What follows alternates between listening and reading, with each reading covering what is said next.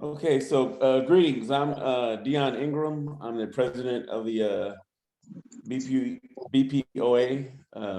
With me today, I have a couple of the other board members.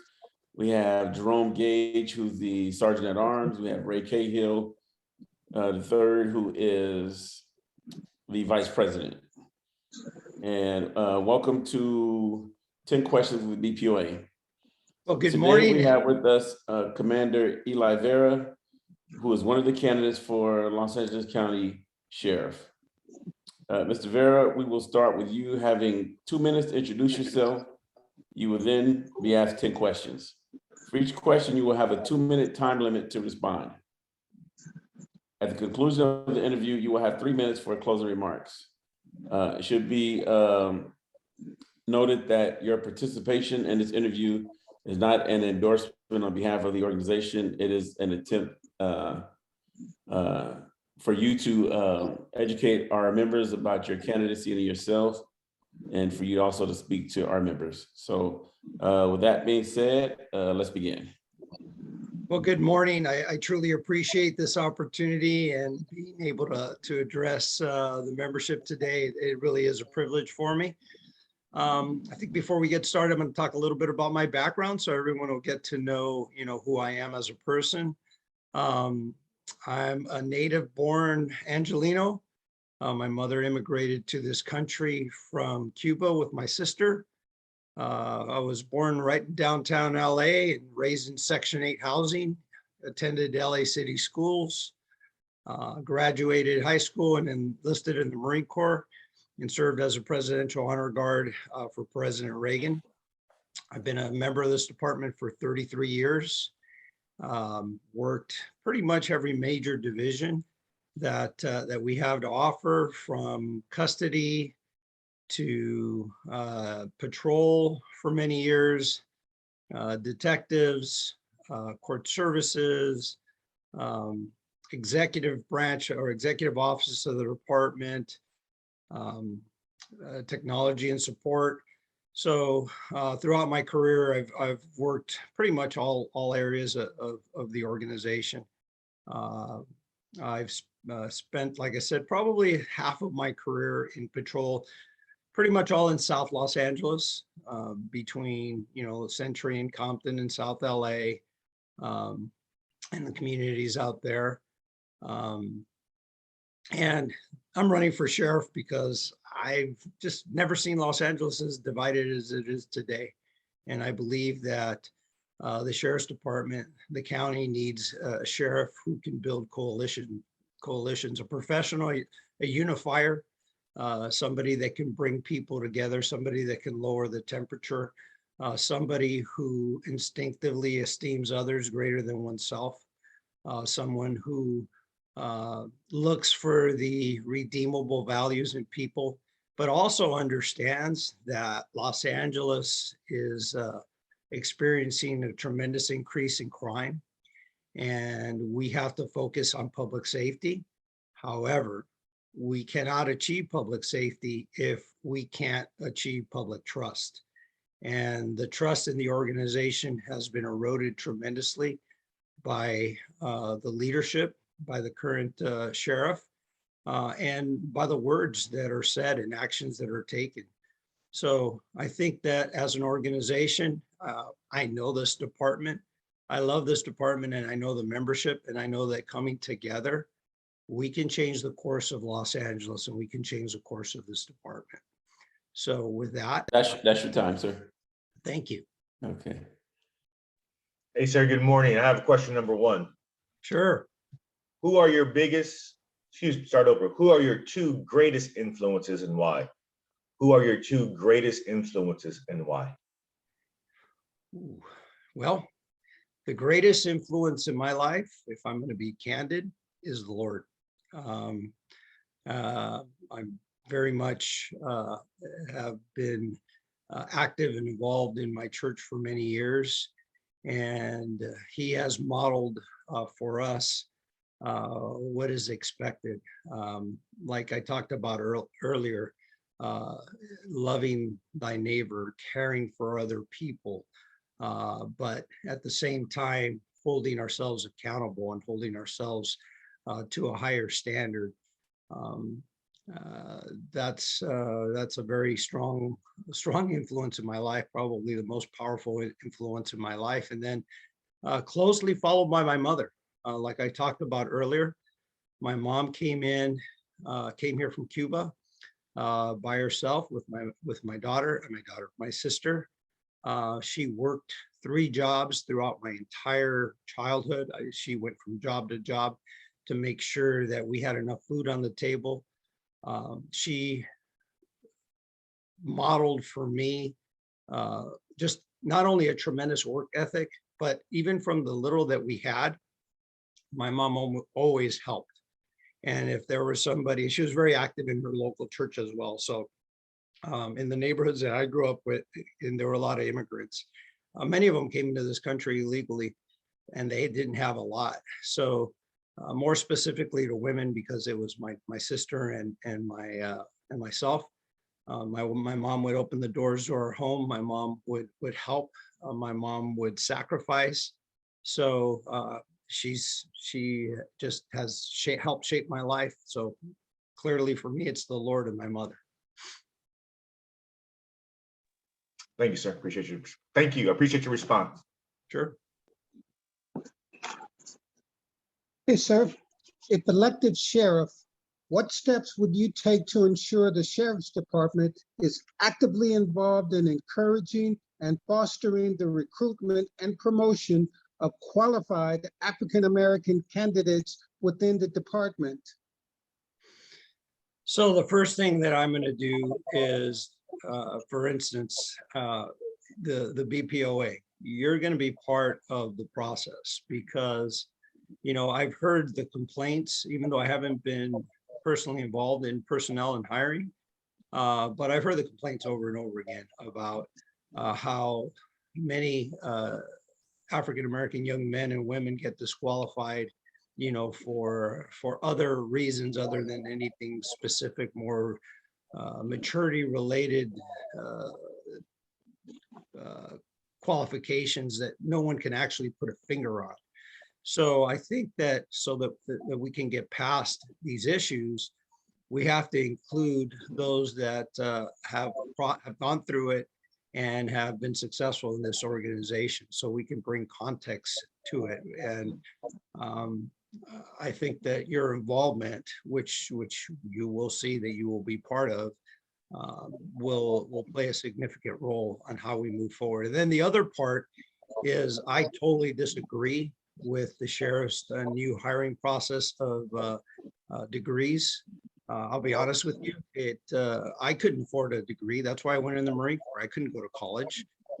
And I know that the people that are going to be most affected by this are people of color, Black and brown minorities. They can't afford to go to school before they come to the sheriff's department. I'll encourage the education. I'll open those opportunities, but I'm not going to disqualify folks simply because they have to have a degree to come on this organization. All right, thank you very much, sir. Yes. Okay.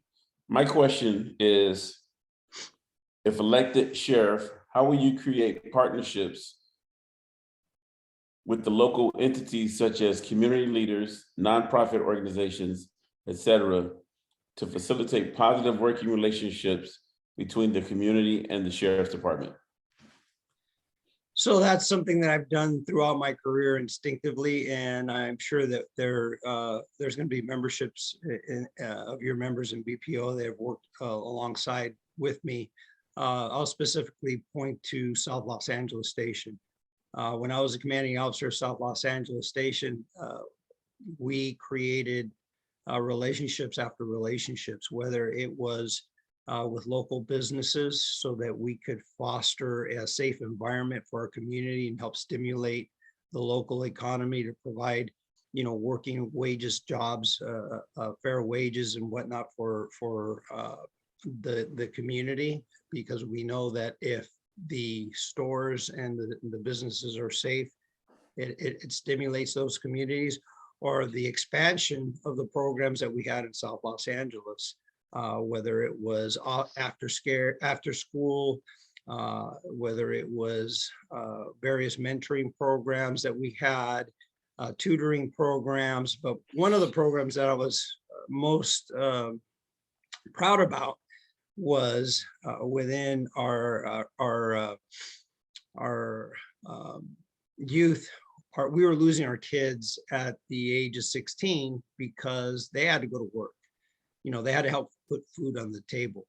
So we were losing, you know, these kids, and now we had no more control in influencing their lives and making sure that their grades were good. And so we were preparing them, you know, for advancement. So those relationships that we built with specifically Food for Less over on Imperial and Western, I went to the general manager over there, and we opened, and the general manager agreed to work with me. And over the course of the next year and a half, we hired every one of the kids that were looking for employment at a greater rate than the minimum wage was at that time.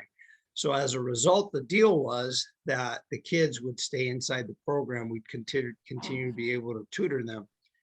So, you know, that is something that I've done instinctively throughout my entire life. My wife and I were foster parents.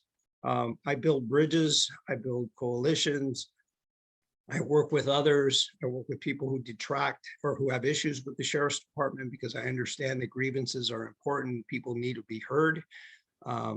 You know, That's your time, sir. That's what excites me right there. All right, thank you. Yes. Hey, sir, question number 4. What is your position and strategy on issuing CCW permits to civilians? So I think we need to follow the law. I mean, it's quite clear. The sheriff really needs to be somebody who is guided by the law in the state of California, not somebody who creates their own laws. We cannot give a perception that CCWs are as a result of rewards or campaign contributions or anything that can cause further doubt about the professionalism of the sheriff's department. So my position is quite simple, is we're going to follow the law. The law is pretty clear. We'll make those determinations, but we will make sure that there will never, ever be a perception or a truth to CCWs being given strictly because you're a campaign donor. And the other thing I'm very sensitive about that I want to do a study, and I don't know the numbers personally myself, is being raised in some very challenging neighborhoods in Los Angeles County. I want to make sure that the community members that do ask for a CCW that are from our more economically challenged neighborhoods are being treated in the same manner than the rest of Los Angeles is, because I've seen some indications that cause me some concerns. So I'd have to do a deeper dive. Thanks for your response, I appreciate it. Yes. Hey, sir, what are your hobbies? I'm a huge family man. I mean, my involvement with my kids and my grandkids are very, very pronounced. I spend any extra time that I can with them. But I'm also very involved in my local church. I have been for many years. I'm involved in a law enforcement outreach, especially with our personnel and others that are experiencing challenges. That's something I'm very passionate about, and at-risk youth. So my wife and I were foster parents for many years to kids that we met in patrol that were coming into the system because you know, things were going very badly at home. And we opened our doors to our home up for these children. So probably the things that motivate me the most, again, it's related to our kids, shaping their direction, spending time with my family, and being involved in my local church. Hey, thank you, sir. Yes. Okay. Question 6. Recently, the Commission of Peace Officer Standards and Training posts implemented bias and racial profiling training to acknowledge and help law enforcement officers understand how implicit bias, stereotypes, and racial profiling impact the community. As a career law enforcement person, how do you think implicit bias has affected the law enforcement community? Well, first of all, I think that everyone has some level of bias that they're not aware of. I think that what we need to do as an organization, specifically to the Sheriff's Department, is have some very honest internal conversations amongst ourselves and discuss, what that looks like for each one of us, with the effort of bringing us together and unifying us as an organization.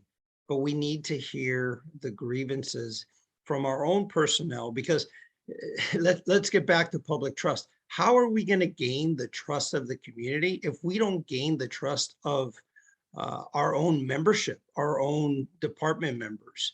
So the training is important, but I think we need to do the deeper dive. I think we need to sit down together, look at each other in the face and eye to eye, and have honest conversations about some of our experiences and how we perceive it, what we felt, how we can change it. We have to grow. We have to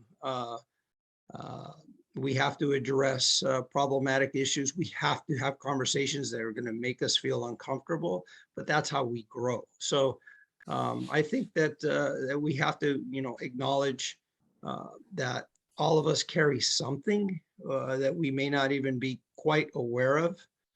But coming together, having those discussions, and then having the appropriate training moving forward, and continuing those lines of dialogue are critical so that we can move forward in the organization. That's how I would address it.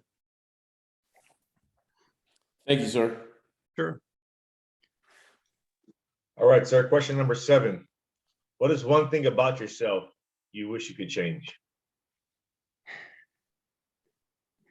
So sometimes, because of my stature, I've been told that sometimes I look unapproachable, especially when I'm thinking. I know that when I'm deep in thought, I think I carry that from my time in the Marine Corps.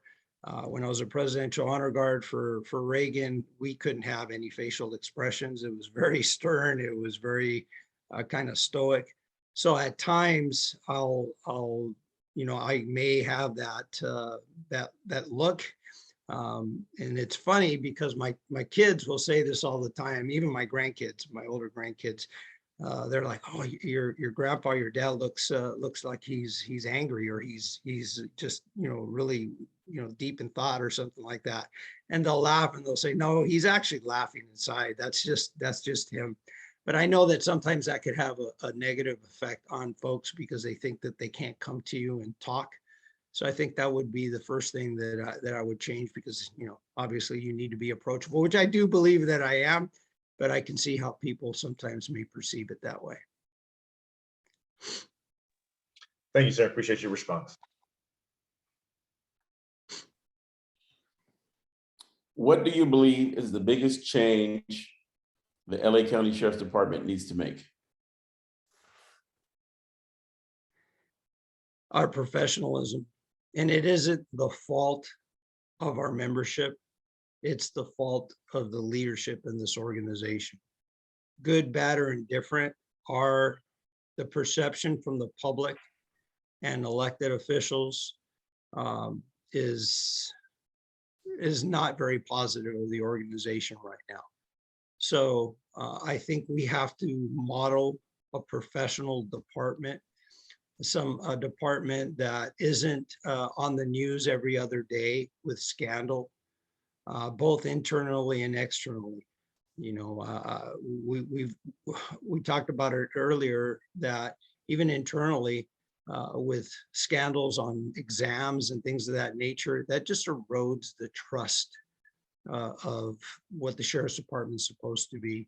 So we have a lot of work ahead of us, but I believe that as a professional sheriff, as somebody who instinctively builds bridges, but still has a very strong backbone to support the organization, in a collaborative manner, we can start transforming the organization from the inside out, model professional agency, rebuild the trust of the communities that we're serving and our own personnel, and get this organization back on track on being the premier department in the country. Because I know the membership to the department members, whether they're our sworn side or professional staff, what I've seen out of our people is amazing.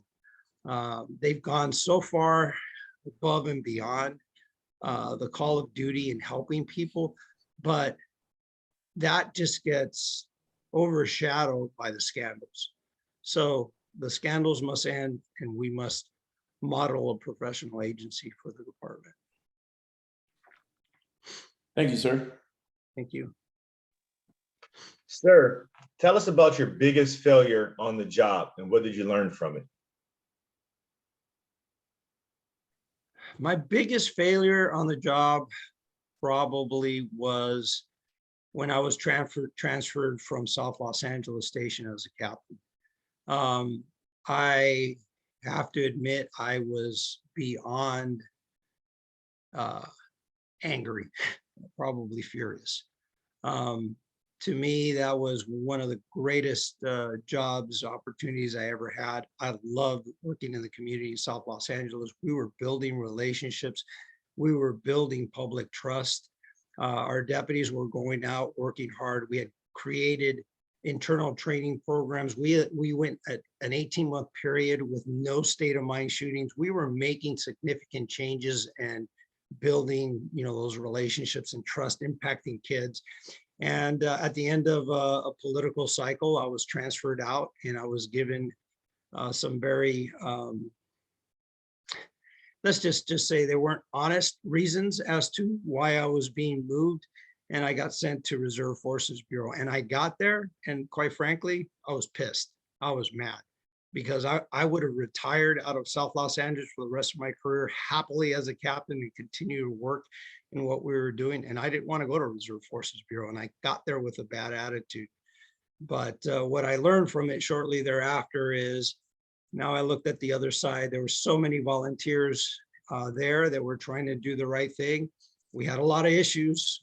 I actually was the guy that spearheaded removing and getting rid of the rank process in the reserves, and the level 3 hiring, the 8-9 week reserve deputy sheriffs that were very problematic for the organization. But it took me some time to transition, and I was angry, and it affected for a moment just how I came across. But I quickly realized that, especially when you're in a position of command, that your personnel should never pay the price for what's happened to you. You're privileged to be in that position no matter what. It may not have been the best thing for you, but your duty is to them, and to ensure that they come first and foremost, and are not they don't pay the price for what's occurred to you. So it was a transitional period. It took me a little while. That's your time on that one, sir. But I learned. Yes, I learned from that. Yes, sir. How has your life's work prepared you for the position of Los Angeles County Sheriff? Well, I believe I'm uniquely qualified. Starting back to my time in the Marine Corps, I saw a president and a Speaker of the House that were completely different politically in their viewpoints. But I watched, not that I had a front row seat, but I was close enough in Washington to see how they were able to collaborate and move forward. The same thing within the Sheriff's Department. I spent 2.5 years as a driver for one of the sheriffs. So in doing so, I saw how they maneuvered county governance. I was part of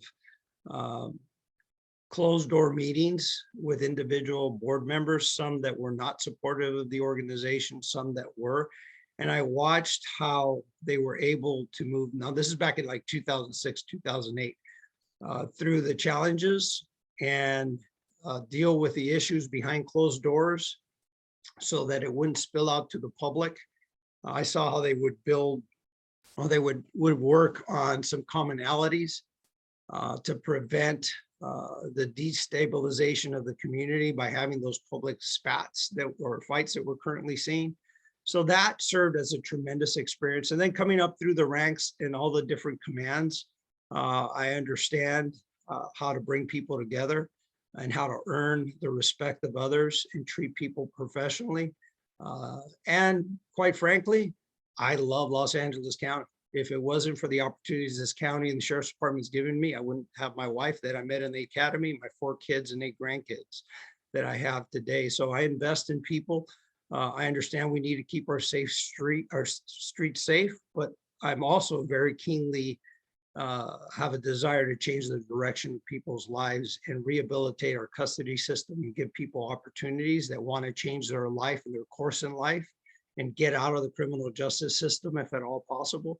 So I believe I have the temperament and I have the dedication and the balance of safety and love for our employees and our community to be a very effective sheriff.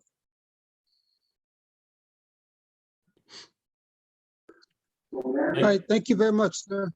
Thank you. Thank you, sir. We now have 3 minutes for closing remarks.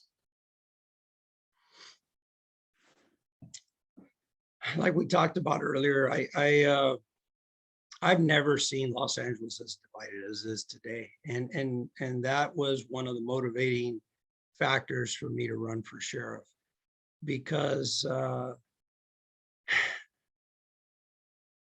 if words have meaning and how we treat others impacts the rest of the county and everybody else. And I couldn't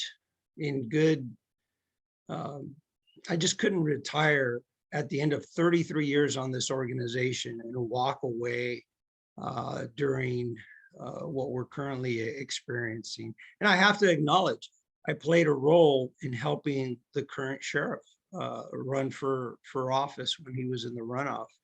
And if I had it to do over again today, I never would have done that. That was one of the worst mistakes I've made in my entire life. It isn't personal. It's the fact that when I see the leadership in this organization model what they're modeling and show complete disdain for anyone who disagrees with you, what are we teaching our personnel? We're teaching our personnel that when they come across people in the field that challenge you, it's okay to behave in that manner.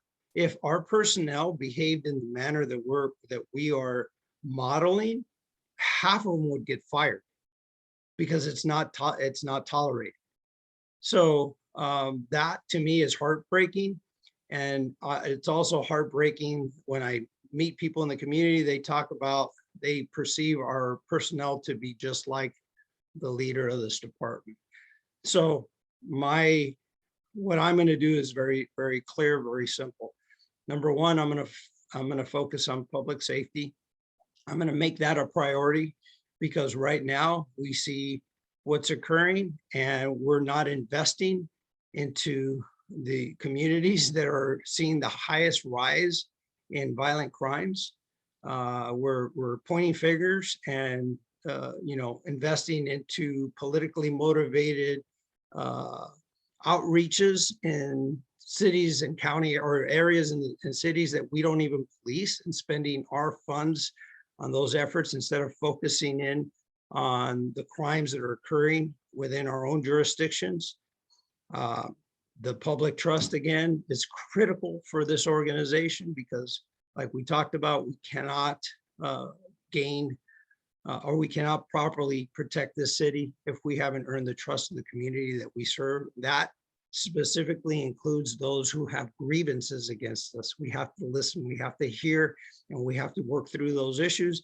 And number three, how are we going to move forward if we don't have a relationship with those who fund us? That doesn't mean we have to agree on every point, but we have to be professionals. We have to be able to respond to subpoenas. I find it appalling that the leader of the organization ignores subpoenas because he feels that he doesn't need to respond. How is it that what are we teaching our deputies and our personnel? That's your time on that one, sir. Okay. Okay. So once again, we thank you for your participation, for spending your Sunday morning with us, letting our members get to know a little bit about you and your candidacy. So as a reminder to everyone too, you know, as stated at the beginning of the interview, participation in the interview is not an endorsement on the behalf of BPOA. So thank you again. We appreciate it. Well, thank you, gentlemen. Thank you for taking the time to speak with me. And one thing that I'll leave you with is that if I'm blessed enough to become your next sheriff, you are going to see things very differently, and you're going to see that you're going to be involved in a manner that that hasn't happened before. Because I've said it all along. We have to transform the organization from within, and we have to build, regain the trust from within. The only way we're going to do that is we're going to have to include every one of our unions that are represented within the county, within the sheriff's department, representatives to my transition team, and a member of the BPOA to my transition team, because I have to hear directly as to where the concerns are, what the problems are. And the only way we're going to resolve it is not by a single sheriff that is going to dictate what we're going to do. It's us coming together for the betterment of this organization and for the citizens and the residents in the county of Los Angeles. And I have to hear directly, not three ranks down from those that are most clearly involved. So expect to do some work and expect to have a seat at a table and expect to have some input. All right. Thank you, sir. Thank you. You guys have a great day. All right. Thank you, too. sir. You too. Enjoy your day. You too. Bye-bye.